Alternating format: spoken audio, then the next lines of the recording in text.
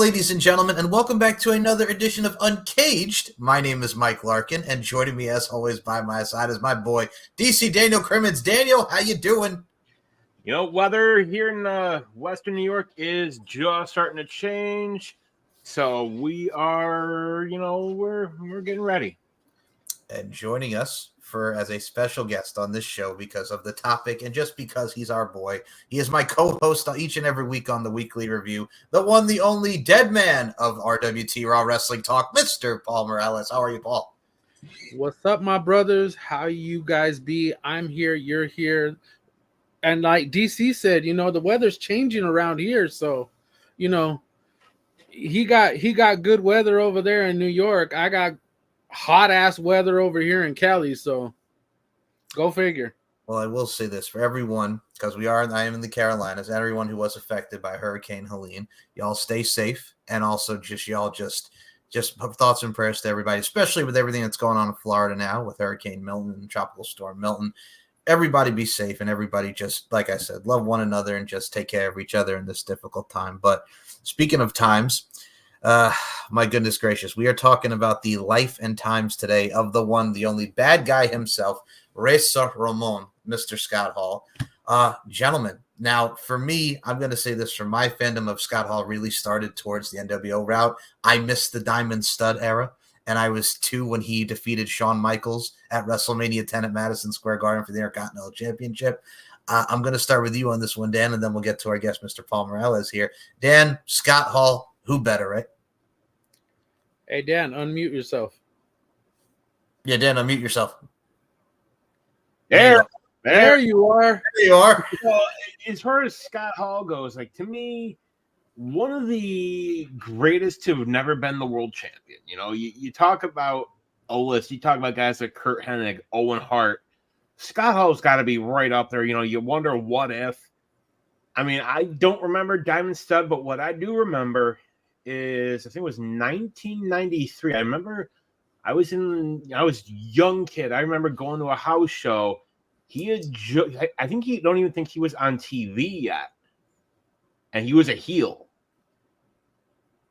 He played he played your Tony Montana type character, and nobody better. Like, you talk about guys that lived their character back then, guys like Undertaker, guys like Scott Hall, Shawn Michaels, like, they lived it.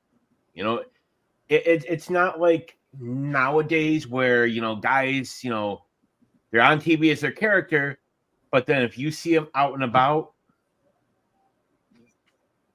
that's neither here nor there, but like, you see some of the pictures they post on social media, and it's like, not the gimmick. And, I don't want to go all Undertaker and say, well, kayfabe, and this and that. No. But I remember 1994, I remember a Monday Night Raw, the tournament where he won the Intercontinental title for the very first time. And of course, Paul, you can back me up, that ladder match, WrestleMania 10, still to me one of the greatest ladder matches in any company. Whatever company you're looking at, like, it had everything. Like, it had, that moment where you're just at the edge of your seat, and HBK will even say to this day that's one of his favorites. Yeah, you look back at like every match that he had in WWF. My first recollection of him was in the AWA. Him and Kurt Hennig, we referred to it just before we came on here, and interesting enough, I had already told Michael this, that I used to go to the Showboat Hotel and Casino in Vegas, and ESPN used to do their shows there for the AWA back in the day, way back in the day. Yeah, I'm old. Dan, we're old. DC, we're old. We're a little. We're vintage. We're vintage. We're seasoned. We're seasoned. Seasoned. Well said. Well said. No, but I remembered him. I remember Ivan Koloff, and them having matches, at inside of a little freaking convention center inside there, and it was awesome and amazing to see him, especially with that freaking porn stash and that freaking afro almost hair coming out. It's funny to transition from that to the Diamond Stud in WCW to what he became, the character that we all pretty much remember as iconic in Reza Ramon, and him trailblazing that. And it was only a span of 6 years that he was there. So the fact that he pretty much he's an icon. I mean, you could literally say that character and Scott Hall are both 2 in 1, and they're iconic between I want to say 1993, 94, all the way up until his passing. I look at it like this, to add on to both of your points. I will say this. The transformation from Big Scott Hall, tag team champs, will take on them all with the Wrestle Rock Rumble and him and Kurt Hennig pushing Kurt into the pool in the Wrestle Rock Rumble and the AWA Vern Gagne's promotion, to what we had from WCW with the Diamond Stud to Razor Ramon. And I'm going to say this to you. The Tony Montana character, very fitting. Vince had never seen Scarface. We talk about the meeting. This man put on the accent. The vignettes are timeless. It's one of those things where we talk about him never being WWF champion, which is a crime. But I got to say, when you think of the Intercontinental Championship, none better as the greats than Scott Hall. Like, for real. Besides the ladder match there, I think if you look into a lot of the feuds that he's had, like he's wrestled, of course, Kevin Nash Diesel. He's wrestled Taker. He's wrestled Bret Hart. This was the pinnacle of what Scott Hall was. And of course, who can even mention, like you guys mentioned, 94, 1, 2, 3 Kid, Sean Waltman, the infamous Monday Night Raw. Like, how can you not? That's still one of my favorites. The fact that he takes that pin, the shock look on its face, and it's still one of the most iconic moments in Raw history. I don't know if either of you ever watch Undertaker's podcast, but he tells a story. I forget where it was, but it was a live event, because back then they were doing like 2 shows a day. Yeah. And he was telling the story. He was wrestling Scott Hall, and Scott was fine with the finish of the tombstone, but what Scott would not do was the crossing of the arms. And Undertaker was still relatively new, and it's like, okay, whatever. I'm not gonna push the issue. And apparently somebody got to Scott Hall in the meantime, like after the first match, and said, hey, you need to do this. Like, I think it might have actually been Nash. Yeah, that sounds about right at the time. You need to, Taker's going to be the guy. So, and Taker was just going to mess with him, was just going to, put his finger on his chest. And then, he drops him with the tombstone, and Hall automatically just, nobody touched him. Like, Taker didn't do it. Well, you don't want that smoke. You really don't want that smoke. Yeah, and I heard that. I watched. I did watch the podcast, and I heard what he said, and it was kind of like one of those things. He's like looking around, like, are you seriously not going to do it? Like, everybody else has done this, or he's done it to them, but all of a sudden now you're not going to want to do it. Of everybody, you're not going to want to do it. I mean, back then, like I always tell my friends, I say, Undertaker's like, he's like well, anymore, it was like the Don Corleone of pro wrestling. Like, they've always said, like, whenever he shows up, you kiss the ring, you show your respect to the big man. You don't cross him. And it's funny because I actually saw the clip from Chris Van Vliet today about he was talking with Spike Dudley and how Undertaker didn't want to do the choke slam outside of the ring, and Spike's just telling him, "Don't worry, I'll be okay." So they brought out a pad, onto the ring, and he did it a couple of times, telling him, "This is just, I'll land flat." He said that clip specifically, he said it knocked the wind out of him. He said, even though it knocked the wind out of him, he said, I still did it. But he said, I came to the Undertaker, and that's just who he was. Much like what you said. Same thing with Scott Hall. Scott Hall was the exact same. You told him something, and it was just kind of like, okay, I'll go with it. So yeah, it's again go, but back to finish that point, it's one of those things that for people that don't understand the mats on the outside of the ring, folks, if you remember the mats that they had in gym class in school, Yep. that had like no give to them, that's them. They use the same kind of mats for the ring. So when you're diving off the top rope, you're hitting that and then boards. So Mick Foley, when he fell through the cage, he had maybe just an inch of padding and he was hitting wood. Mm-hmm. How did he go through the ring? I don't know. I'd like to add on to your point. Here's why I love you guys for bringing up Spike Dudley. I got to put this into the forefront. How funny is it that when Scott Hall came back in 2002, I know we'll fast forward and we'll go into more moments here, but how funny is it in 2002 when you're going to WrestleMania 18 against Stone Cold, one of your first matches back is against Spike Dudley, as he's looking to have a warm-up match before WrestleMania, and here's friggin' little Spike Dudley taking a doggone razor's edge from Scott Hall in the middle of the ring. You gotta love it, man. Friggin' Spike almost slid out of the ring. Yep. That's how hard he hit him. It looked like he bounced and then just slid. You talk about that run. To me, that last run, the one most iconic moment of that last run, yeah, the stunner at WrestleMania 18.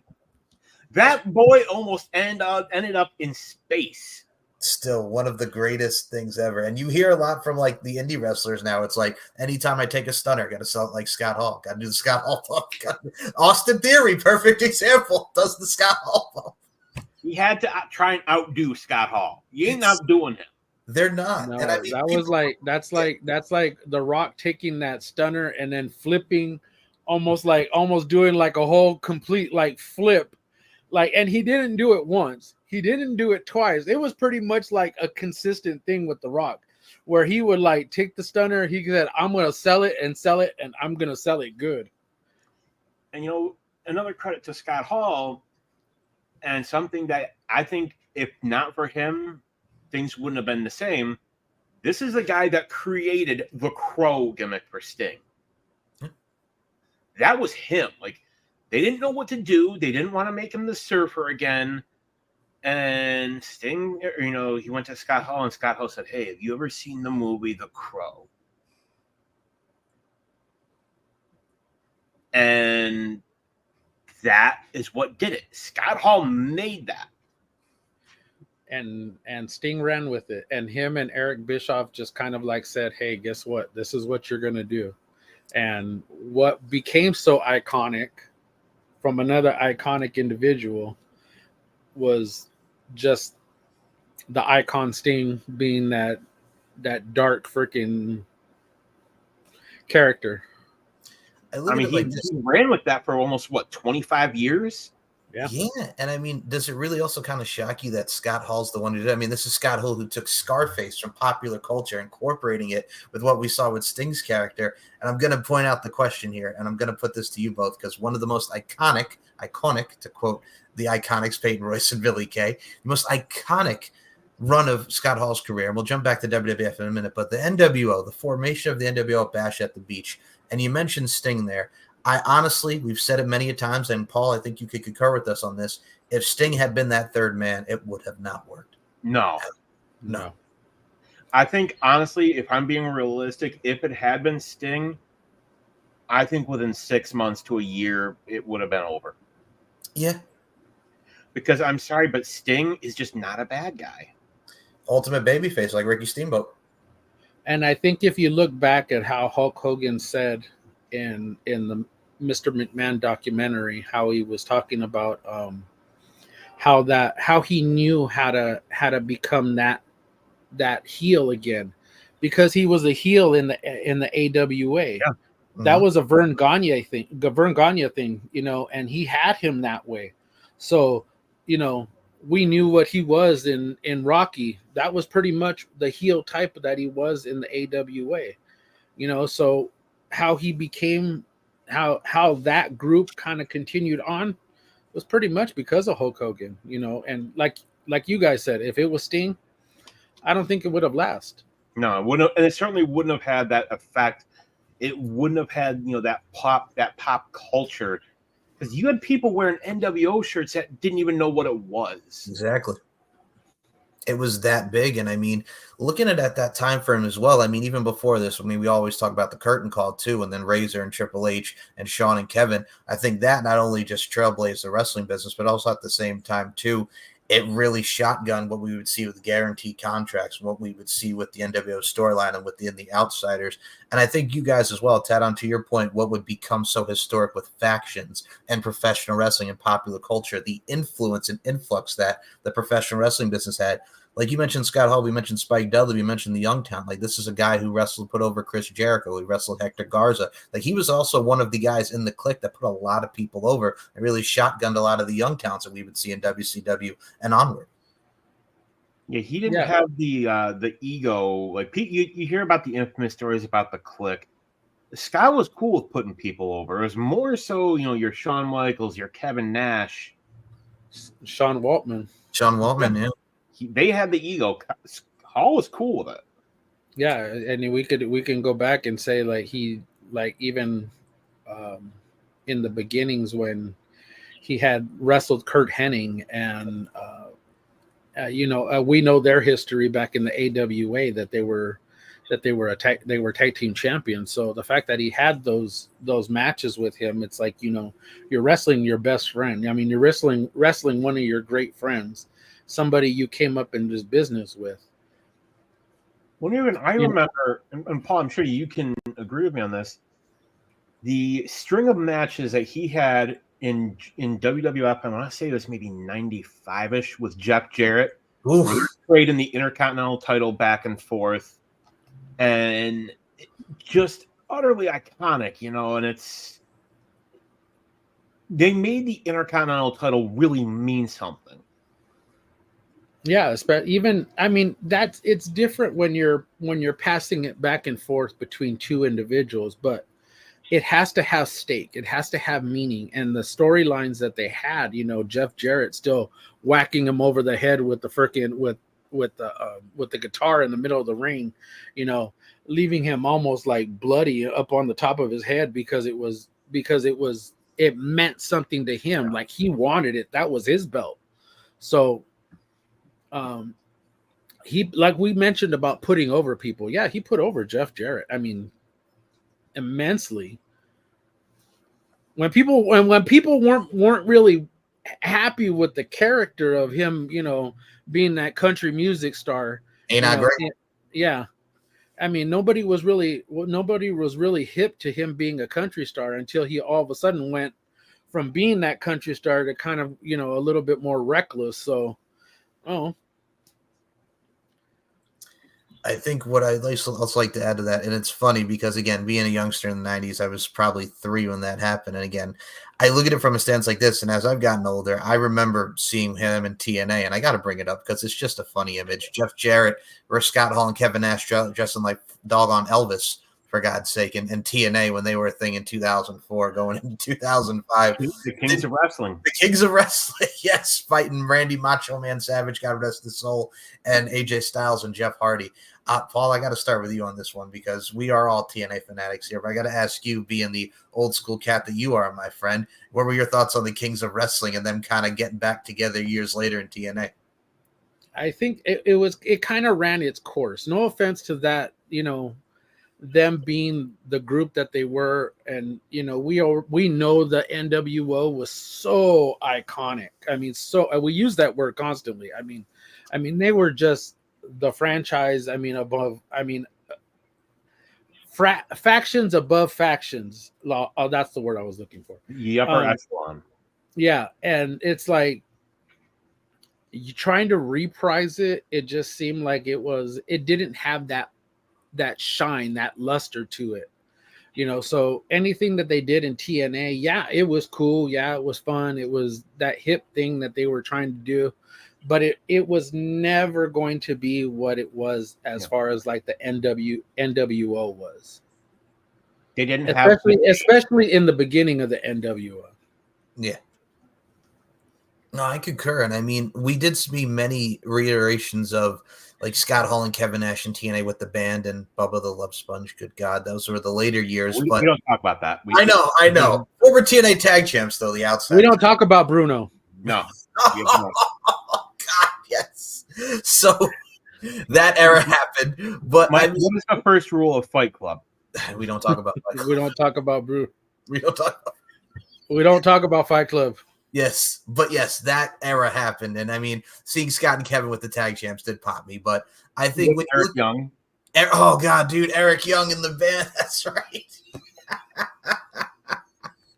Oh boy, but no, I mean, you look at really what Scott Hall was around that time period. I know he was going through it, and I think you guys can agree with me on this. When he was on, he was on. I know he had his trials and tribulations, but there was nobody really better than him. Again, not just a solid worker with the fall away slam on the Razor's Edge and just what he did with those punches of his. But I think minus the demons, he still will go down as one of the absolute greatest of all time. Easily. You know, some people are known for their moves. Like you have Arn Anderson and his spine buster. Like hits it he would hit it crisp every single time. I still think if Arn were to hit somebody with the spine buster today, it would still, be just as clean as it was in the 80s. Scott Hall's follow away slam was just absolutely perfect. And you talk impact. Look, if you go back to Bad Blood from this past weekend, you look at Damian Priest and his gear, you see, now normally with Scott Hall's gear, he had the red, the blood dripping down. Damian Priest has the purple. So, and he's admitted he was heavily influenced by Scott Hall. Yeah, exactly. And, we talk about him and his follow away slam.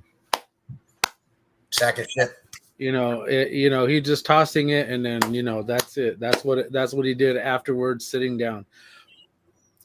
We talk about specific like moves and how people take them, and for him giving the Razor's Edge to people, it was you knew it was over. You knew that nobody was going to get up for it, and the few people that did get up from it, it was like there's not selling, or it was a great match and stuff like that.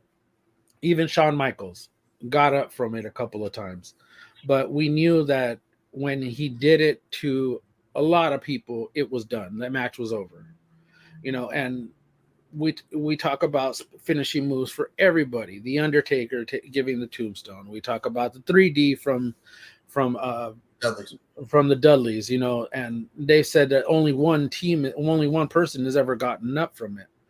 And it's like, to them, they tried to hold on to that, to make it seem that was going to be the ending to the match. Yeah, that was the final thing in the match, nothing else. So the fact that the Razor's Edge was so powerful, and then we look at Damian Priest, what he's doing, and he's pretty much grabbing people and tossing them in that impact, the same way Razor Ramon did. We know it's done. Yeah, I mean, and you got All Ego Ethan Page. What does he call his finisher? The Ego's Edge. Yep. It's great to see how all these wrestlers get to take influence from the past generations and make what they've seen, add their little twist, their flavor to it, so to speak. And I got to ask you both on this, because we mentioned Shawn a lot, that being Shawn Michaels in this particular scenario.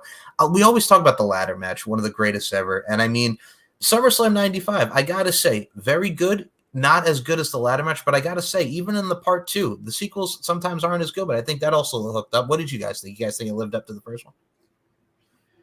Sequels. It to me, it's not necessarily a sequel. To me, it's a remake. It's a remake that you didn't need to do a ladder match. You could have done, a Falls Count Anywhere. You could have done something else. It just, to me, wasn't needed. Like, case in point, I'll say it this: the Salem's Lot remake didn't need to happen. Oh man, Salem's Lot remake, yes, did not need to happen. The original was fine. Original is iconic. We love it. Leave it be. Didn't need to. Most people will not remember that second one. The second match does not get talked about at all. Does not. Now, Paul, when you first saw it too as well, because you mentioned the 95 feud with Jeff Jarrett, and that's when Sean and Jeff had their classics too as well. What were your thoughts when they were going to do another ladder match at that SummerSlam? Did you think, what were your thoughts? We could look at it like this. We talked about remakes doing a part 2. We could look at TLC. The first one with Edge and Christian, the Hardys and the Dudleys. We could look at the first one and say that one was epic. Until you see the second one, and they realized that they needed to up their game. They needed to do something completely different off the charts for everybody to kind of look at and say, "Fuck, that's awesome." And what did they do? We could probably sit here and say that the second one is better than the first one. But then we can also argue about which part of the first one was better than the second one. So, the fact that him and Sean had quite a few epic matches that we all can probably list off, off the top of our heads. But we look at the second ladder match and it was just like, it looked almost exactly as the first one, like dialed in. Yeah, and the way they did everything, except for it being 2 titles hanging in the air, it's just one. And that's what made it different. I mean, that's the only difference. I mean, aside from them having to go up there at the same time and then beating each other off of it and then hitting each other with the ladder, it was almost the exact same match, just part 2. And I will say, just the reason I like the ladder matches from back then, I'm not a fan of them now, and that stupid golden thing that they hang the belts off of. I don't like that. It looks weird. And Michael, Paul, Michael tell you, I railed against that thing multiple times. It just looks weird. He thinks it's weird. It's like most of you, for those that know Daniel and his belt collecting stuff, you know how he is about his championships. It's weird. I don't like the look of it. To me, and maybe they want to make sure that the belts don't fall off, because we've seen that happen, where it's not supposed to happen. Yeah. Tell me this. You look at the World Heavyweight Championship that Gunther has. Right. When he puts it on, tell me it looks like it's Velcro. It is. It is. Okay, that's what I thought, because I know it had snaps. I know you can see or a magnet. It's either Velcro or magnetic. Yeah, and I'm looking at it, and I saw it this past Monday, and I was like, he didn't snap that. Like, he literally put it around his waist and just like it just went. That's all it did, and I'm just like, it's wow, that's very interesting. I think they switched it out to be magnetic now. Okay, so to your point, I used to like that. It almost looked like a triangle, yeah. Almost like a hanger that used to look like, that they used to hang the belt on. And then I think it was Randy Orton and John Cena, yeah, and John Cena, where it looked like almost like a hanger, but it looked like that golden thing that they hang it up on now. So I don't know. It looks I'm with you. It looks really weird. It'd probably be different if it was black and not gold. Yeah. But it's going back to Hall though, and we all know the substance issues that he had. And to me, and people talk about storylines, this and that, and that's all well and good. But when WCW ran that storyline where they were making fun of his issues, WWE gets a lot of crap for some of the stories they run, and justifiably so. But to me, making fun of substance issues, no. I believe when he went to ECW, it was the same thing. When he went to ECW, they made fun of it. A little bit in TNA. They made some references to it. That's the hard part when you take the real life things like that and you bring them into the ring. This is nothing like Eddie and Brock. No. Eddie, at least Brock was very respectful to Eddie. and he knew everything that Eddie went through, And that was Eddie's idea. And that was what I was getting to. I was just gonna say, and that was Eddie's idea. The fact that Eddie went in there and he told Brock, this is what I'm gonna do. Just kind of go with it. The fact that you got to see Brock Lesnar break character and cry as much as he was doing this and trying to act like it was sweat. No, those were tears that he was brushing away because he knew how much passion that Eddie was bringing into that. Scott did have a few promos to where he was referencing his substance abuse problems, and alcohol abuse problems, but nothing like where people are like, oh yeah, well, we know what's going on. And he referenced the fact that he was going through it, and people were like sympathetic, but there was never a time where anybody was sympathetic. They just kind of made fun of him. And I think back to, I think it was Victory Road 2011 or 07, the infamous Sting versus Jeff Hardy match. Oh yeah, 2011 Victory Road. You know the one. Yep. Yeah. And people say, "What? I can't believe Eric Bischoff let Jeff Hardy out."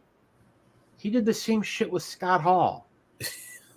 True. How many times did we see Scott Hall in WCW wrestle when we knew he was in no shape? Towards the end there, in like 99, a lot, like 98, 99, you could tell like they should not have let him wrestle. Absolutely. And I remember an interview with Stephanie. I think it was actually right around maybe 2012, 2013, where they asked her about, the wellness policy and Scott Hall specifically. And they said, well, how much have you spent on him, sending him to rehab and all that? And, out of respect, she wouldn't say the exact amount. But they said, is it in the six figures? And she said, easily in the six. And she said, and you know what? We'll do it as many times as it takes. And I think with him too, it's like you guys mentioned, like when he went to ECW briefly and you saw him come out with the Ready or Not by the Fugees and that short tenure he had there. We mentioned TNA, but I even remember when that ass wipe, I forgot the name of the freaking indie, where they made him go out because he didn't want to give them refunds, and he's in there with Just Incredible and he's staggering and he almost like literally does fall on his behind. It's stuff like that. And then, of course, you see the infamous video with DDP and Jake to get him on that plane to go to DDP, spend some time with him, DDP yoga and whatnot. And I think not only does that show the journey of where Scott was, the friendship that he has with both DDP and Jake the Snake Roberts, two men that he's been up and down the roads with and respects. But if that didn't happen, we wouldn't have gotten to see that amazing Hall of Fame speech that we got. No, absolutely not. And that was iconic. That was great for him to go out there and to see that people appreciated everything he did in the ring. That moment being out there surrounded by the clique, surrounded by his friends, and to see all the fans applauding him, it was great to see him out there coming out with his arms out, walking out, like his, as soon as you hear the do, you hear the car screeching. Yeah. And then you just see him come walking out and he's like, yeah, what's up? He was in his element. I was just going to say that too. I was just like, he was in it. He was in his place and he knew what he was getting. And the fact that the crowd was just, it was that energy that night, that he got that Hall of Fame ring, and for him, it was great. We talk about guys who never won the world championship. Vern Gagne wanted to give it to him in the AWA, but that was just before the AWA was just about to end. Yeah. And he said he wasn't going to go down with a sinking ship, so he wasn't going to be the very last champion. So, and he didn't want it. And I remember, and it killed him because I remember the WWE Hall of Fame speech, the first one when he went in as Razor. Yeah. And you hear people chanting one more match, and he wanted to. Like, you could tell, like it was eating him. And I know there were plans where he was trying to get healthy to where, there was talk. I remember a couple years back of him doing a Royal Rumble spot. which I think had that happened, the crowd would have lost their minds. Yeah, much like when they did with Edge. Yeah, I think had he came out and you heard his theme start, people would have lost their shit. Oh, easily. I mean, he's not going to win, but I think, I think his body just couldn't do it. And I think had he not gotten with DDP and done, DDP's thing, I think Scott would have passed a lot earlier than he did. Can we just also take into account here, because I want to talk about matches. I got to say, Scott Hall is a crazy son of a bitch, because I got to bring it up. WrestleMania 31, Triple H and Sting, the NWO and DX, and Scott Hall takes this flipping backdrop, and I'm like, what the hell, man? Like, what are you doing right now? He took a freaking backdrop bump on the concrete. I'm like, friggin' Big Daddy Cool over here, and friggin' Diesel and Razor Ramon friggin' taking bumps, and especially Scott taking the backdrop. I'm like, what the actual hell? Let's be real here, Mike. Yes. Hogan, if he had taken it, he probably would have broken a hip. This is true. Nash would have torn a quad. Oh boy. Okay. Hall was probably the only one where they're like, okay, what? Do you have a bad back? Do you have bad knees? No. But you good? And he's probably said, no, I'm good. They're like, you're our only option. He took that backdrop. Friggin', I gotta say though, people crap on that match with the finish and the wrong guy going over. But how cool was it, guys, to see the NWO and DX? Made no damn sense, by the way, because of WC. One mistake there, not to cut you off, Mike, was they should have come out in the black and red, not the black and white. For the Wolfpack, yeah. Because, I mean, Paul, you and I, we were there. We remember. Sting in the black and white, no. They were oil and water. It would have made more sense. I wanted to pose this question to you guys now that we started talking about guys who never won world championships. Sure. Give me a year where Scott Hall was the hottest and he should have been crowned world champion. I can make a case for 95. I can make a case maybe for 94.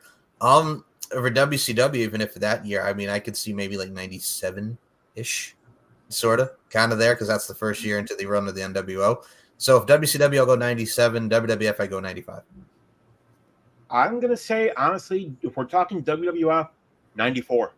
Okay. I'm thinking right after that summer, have him drop the IC title, have him win it at SummerSlam, which Bret, if you think about Bret, and Bret was a safe champion. He was a safe bet.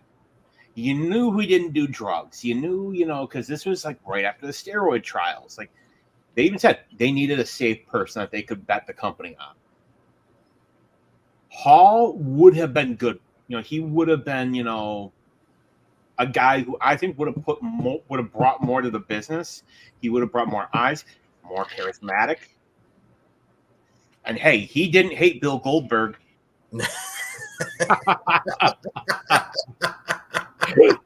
Oh man. And I have to concur with 94 and 95.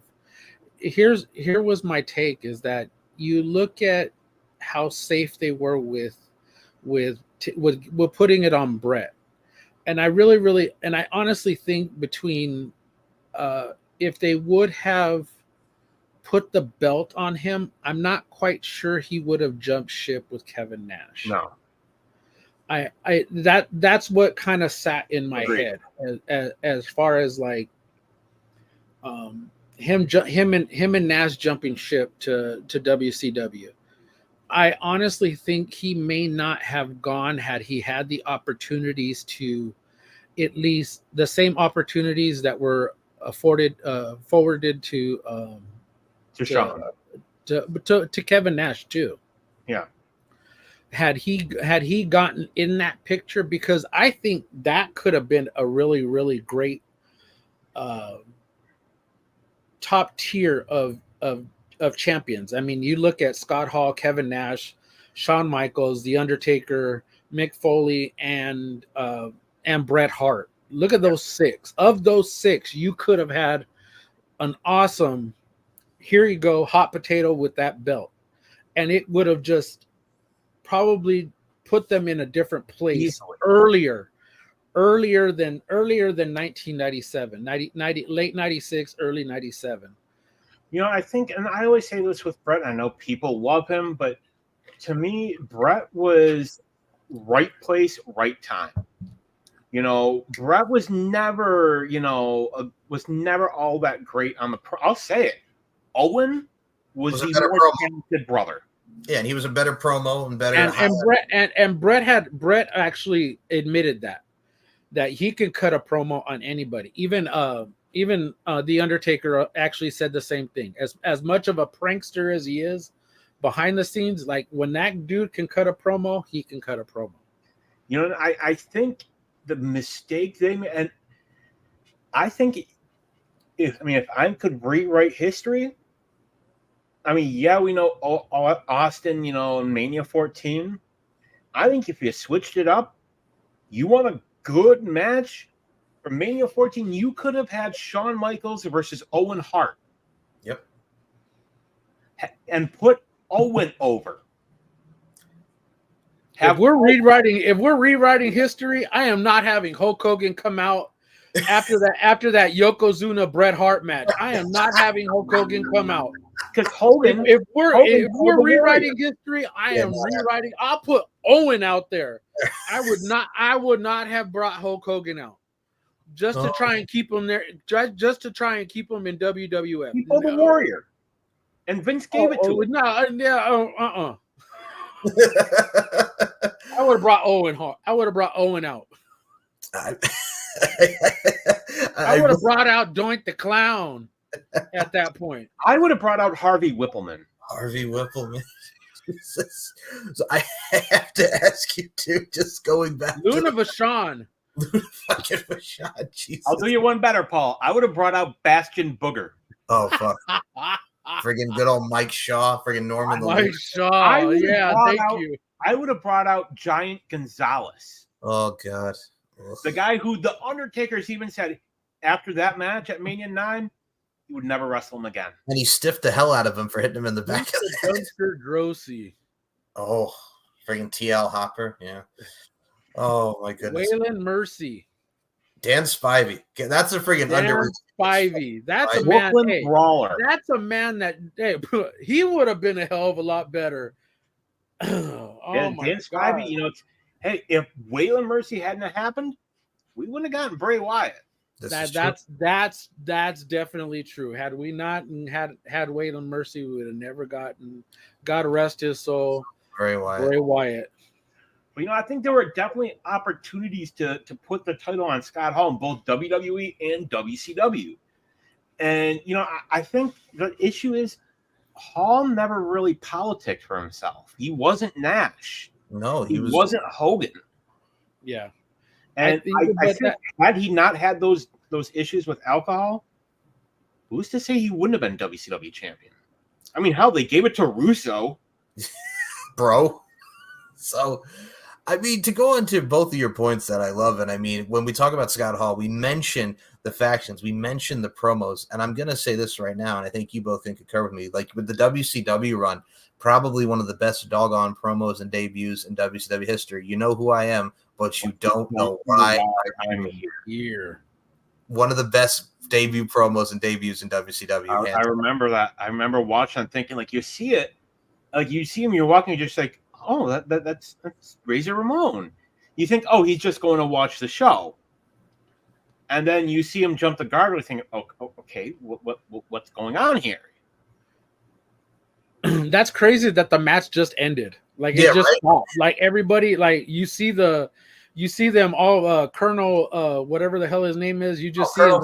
Robert Parker. Yeah. You just see him all of a sudden just walk out, and he's just telling this guy, "Come on, just go out, just go out, just go out." So the fact that they let him go in the ring, you know who I am, but you don't know but you don't know why I'm here. He literally put WCW on the map that night. He saved on alert. He put WWF on alert that night. I mean, that's a year too, from 95 to 96. You start Nitro at the Mall of America with Lex Luger coming out on that episode of Nitro. Then about almost a year later, here's Scott Hall. And we mentioned giving us one of the greatest factions ever in NWO. So I got to ask y'all, in a fantasy world here, we mentioned the DX NWO collab at WrestleMania 31. Is it a shame that we never got a DX NWO match? And of the two, who do you think was the better faction, DX or the NWO? Because there's always that comparison. No, you gotta specify that. Are you talking like what era NWO? Oh, what era? Sure. Like Early, OG, like Scott Hall. yeah, like OG against DX. OG, yeah. You don't top NWO. Sure. All right.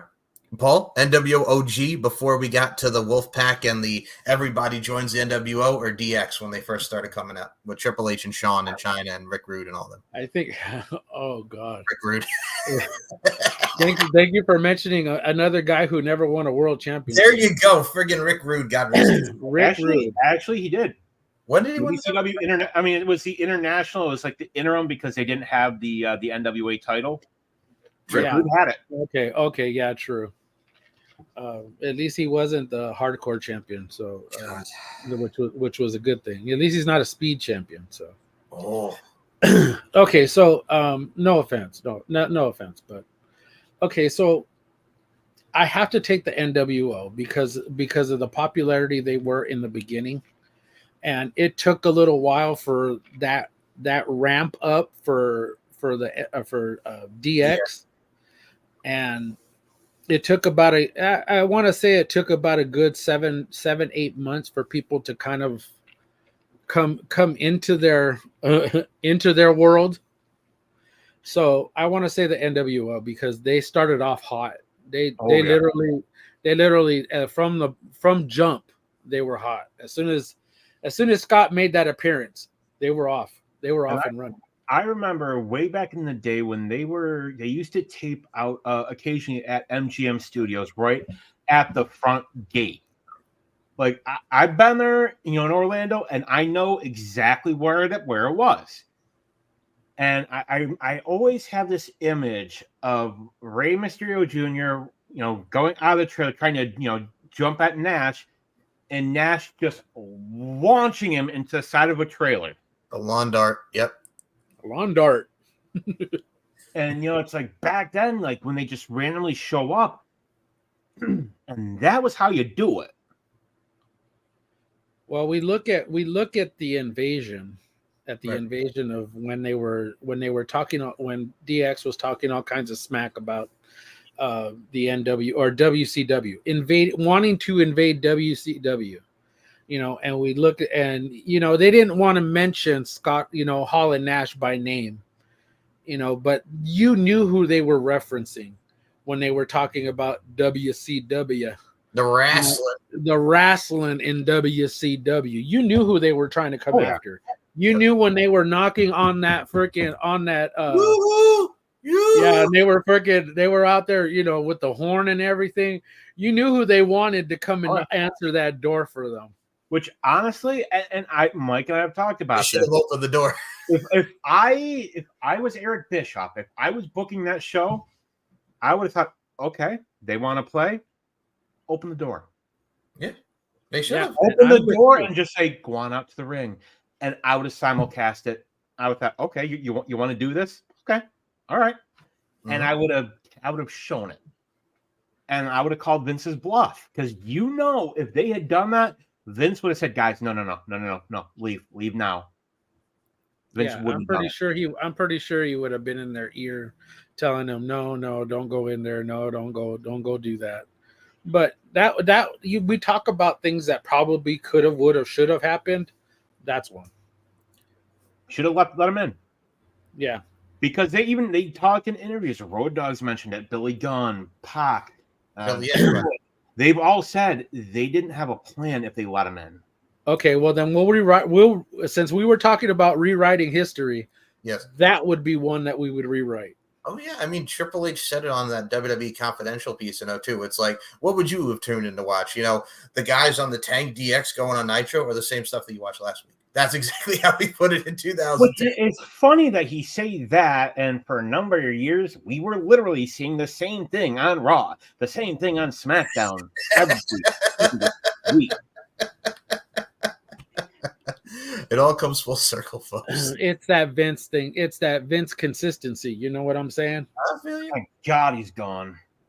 That's the thing too, man. Thank God not only is Vince gone, but the fact of that era is far behind us now. And especially like we mentioned with Triple H and the DX and NWO time period. I mean, Triple H coming and being part of the NWO, DX in 1998, like the start of that really influx of DX. This is when NWO, again, everybody was starting to come in, but you still got to see Rodman and all the celebrities and everything that came of that, Karl Malone, and the rise of WCW in 98. But I think with what we got, I mean, it's funny we mentioned Triple H and the NWO because they tried that briefly in 2002. Then a certain someone had to go tear his quad. Hello, Kevin, and whatnot there at that time. But that is like really the factions that we had that really are so influential and exemplary to what we have in today's day and age with factions. But I got to ask you something else about Scott Hall. I think besides the fact that we got runs in so many different companies and everything that goes into it, I got to say, I remember when the news came out, and I don't mean to put on a somber note, but unfortunately the man is no longer with us. When they announced that he had passed, it got me right here just because he's everybody's childhood. We all grew up on Scott Hall. I want to ask you, and I'll start with you, Paul, on this one. When you first heard about Friggin' Razor's passing, again, broke my heart. Such a young man in his own right, too. He was only 63 years of age. It broke me, man. It was a shock because I know everything he was doing with DDP. And we thought, he was just coming back. We got the pop at I think it was 2018 or 2019. Yeah, the 25th anniversary of Raw. The 25th anniversary of Raw, and he looked amazing. Like he looked like his old self, just with white hair. Yep. With that salt and pepper hairdo. And he looked amazing. He didn't look like he was all slumped over or any, he was clean, so the fact that it happened and people were just like, wait, what? Like, how did that, like, he was just getting himself healthy. He had just got himself completely healthy for at least a few years. He didn't have any alcohol. He wasn't relying on a lot of the pain pills that he was before. Diamond Dallas Page had taken him under his wing and he was doing things for WWE, making appearances for them. And the fact that it just happened so suddenly and took everybody by surprise, I don't want to compare it to anybody because he was completely different, Yeah. And for me, I remember like the whole string of events where, you hear that they had found him unresponsive, and then they were taking him to the hospital, and initially you think, okay, they said that things were doing good, he was starting to come out of it, and then you hear the news that they were expecting to turn off the machines, and you're just thinking, oh great, you're thinking like you feel bad because it's like you knew he had tried so hard, like something had happened in his life that caused this issue. And, he had struggled with his demons for so many years. And you think he's finally just starting to get better. And then this happens. I harken back to the Hall of Fame speech and just the reaction he was getting. And you can tell that meant so much to him that, hey, these people still remember me. And I'm just grateful that he got that. I think for me, I think the lasting legacy, I mean, this is what we're talking about here, is the legacy of one of the most influential characters, entertaining characters the man could talk, from the Hey Yo's to who wants to see the NWO doing the surveys, Hey Yo, Chico, I'm going to carve you up. If something bad happens, something bad going to happen. I'm going to carve you up. Yes, thank you, Paul. So many different iterations of his character, but I think for me is, again, like you guys talk about the Hall of Fame, I think his legacy is what he said, those poetic words in his Hall of Fame speech. Bad times don't last, but bad guys do. That's Scott Hall in a nutshell. So for me, learning about that passing, again, just sad. tragic, so sudden. And I knew, like Daniel said, he battled it for years, from everything from where he was from that night in the club that happened, that altercation that he had with that gentleman, to AEWA, to WCW, to WWF, to TNA, to so many promotions. It's just, for me, I think his legacy, and I think you both can agree with me, this just influential, fun, entertaining. But at the end of the day, outside of all of it, I think the man had such a good heart and a good mind for business. What I would like to see as a fan, and I think it would be a really, really touching tribute. Yeah. Every year at WrestleMania, do a multi-man ladder match for the Intercontinental title and call it the Scott Hall Invitational Ladder Match. I like that. Yeah, I the same thing. Like I'm talking, we could talk about how that should be one of the things that they should do, and I think that the SmackDown before WrestleMania should be just an hour. You know, if you want to do something, make an hour and then the Hall of Fame. But if you're going to do anything, you want to do the Andre the Giant Memorial Battle Royal. You want to do the, I think that the one for the women should be China, should be named after China.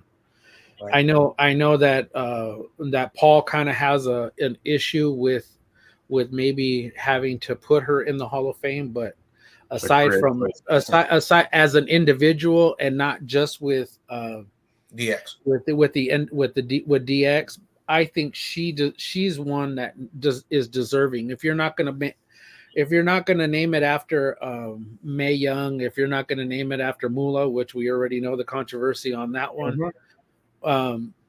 name it after China. I mean that would be one for me. And yes, I agree with you. A ladder match for the Intercontinental title, or at least a title shot at the Intercontinental title, and name it for Razor Ramon. And you know, I think when you think about it, like they say, well, not putting China in because of her career decisions. Don't pretend like there aren't already controversial people in the Hall of Fame. Mike Tyson, Moolah, Mae Young, Tyson, Trump, Donald Trump. You know, there are people in the Hall of Fame. Hogan, for God's sake. Sonny. So you look, we're gonna start listing off the name of people that shouldn't be in the damn Hall of Fame. But we could look at it like this. Like we could look at it pre Triple H. That's everybody that Vince wanted. Yep. And no telling what this. We already saw what he's done so far. We saw last year's with Paul Heyman. We saw what he's doing. We saw that that the U.S. Express should have already been in there years ago. Mm-hmm. You know, but you do it because that's something Bray wanted, and that's something that his family wanted. You know, Bo Dallas and Bray Wyatt had wanted for years, that they should have already been in there. So I mean, next year we will probably get Bray in there. I mean, Vince McMahon's rule was always, and Jericho's talked about it. Like, he wanted to, when he did the Legends match at WrestleMania 25, it's like he wanted to have Jerry Lawler in the match, but he's never wrestled at WrestleMania. And he's like, I don't know about Steve if he can go. And he didn't want anybody on it has to be someone who was on the WrestleMania 1 card, because Vince had those stupid rules at the time. So, I mean, pre-Vince, yes, with everybody that was in the Hall of Fame. But with everybody now, like you mentioned, the U.S. Express and everybody that's going in now, I think we're going to see a lot more people that we haven't seen in a while. And I think Triple H, I mean, for God's sake, the man brought Bruno Sammartino back for the Hall of Fame, for God's sake. If you can make Bruno and Warrior come back, like, there's nothing that can't come back. But dang, man, back to Scott Hall. And I mean, I think the best way to put a bow on it, besides the promos and everything that he's done, is his legacy, the Hall of Fame, his character work. We talked about many of the matches, but if you guys had to pick a top 5 for the greatest Scott Hall matches ever, it could be as Razor, could be as Scott, what would be your top 5? And Paul, I'll start with you. What would be your top 5 WrestleMania matches for Scott Hall? I'll go with the bottom, because this is one that actually sticks out on my head. Was the night that him and Kurt Hennig won the AWA World Tag Team titles. Okay. And the reason why it sticks out to me was because the way they celebrated was like they had never touched gold ever. And I beg you guys to go watch it on YouTube, because they look like they never won a title before in their lives. And celebrated like they won the World Series or won the Super Bowl or whatever, and I want to say I think the one that sticks out probably the most is probably their second ladder match, the match with Sean Waltman at Raw. Mm-hmm. Oh God, off the top of my head, the first ladder match, of course. That's at my top, and I want to say the night that they found out the third person Bash at the beach, yeah. The bash at the beach. So if I'm gonna go in those are the ones that stick out to me the most. Daniel, I think I'm gonna go with the Battle Royal turned into Rick Martel versus Scott Hall for the vacant IC title because Sean refused to do business. Oh boy. I'm gonna say the ladder match for Mania 10, just because you have that iconic image of Scott Hall holding up both belts, almost falling off the damn ladder. Yeah. Yep. To the 6-man tag at Bash at the Beach, which I watched that match again. It still shouldn't have ended in a disqualification since Hogan was their partner. Like Hogan pinned Savage at count 3. He's their partner. But hey, wrestling logic.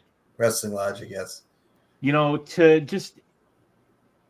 To me, that was anything iconic moments with Scott Hall. I think the biggest thing, the most iconic thing was seeing him versus, and it wasn't the best match, him versus Austin at Mania 18. Yep. He got that final Mania moment, and it's the sad thing is that he really was trying to get cleared so he could do a Rumble spot, but the WWE doctors just wouldn't clear him because he was just physically couldn't do it. It would have been nice to, we talked what if. Yeah, I think the other one that sticks out to me was World War III.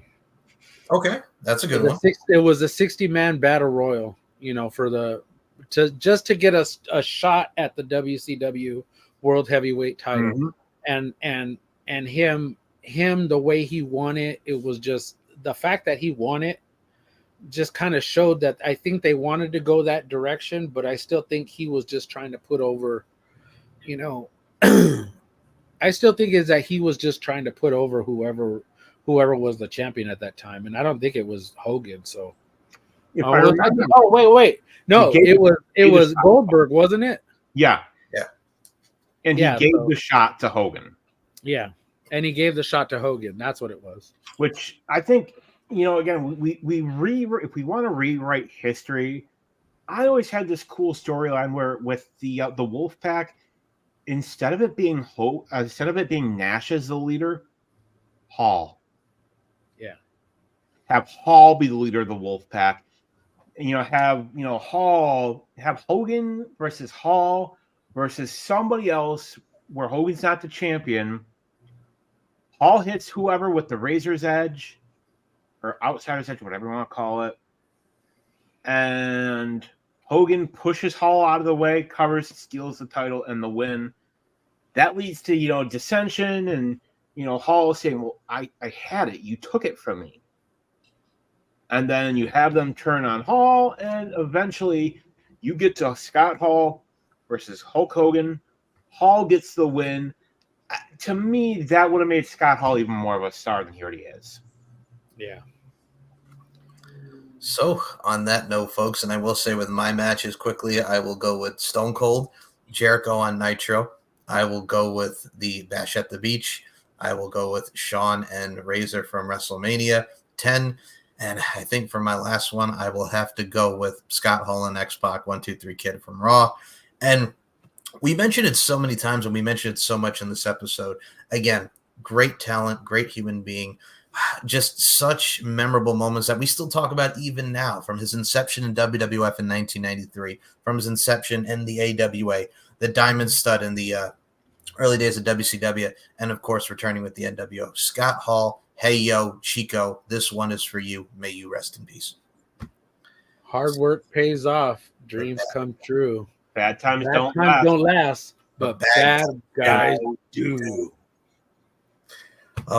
So my friends, as we put a bow on this episode, we guys hope you enjoyed our rebooking, our redo of the future, and the tie-ins with Scott Hall, and just that makes this fine art form that is professional wrestling awesomeness.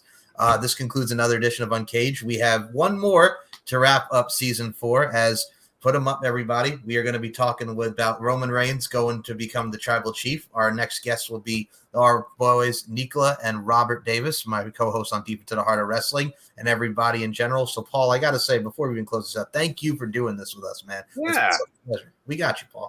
Man, no problem. You're lucky I like DC. Yeah.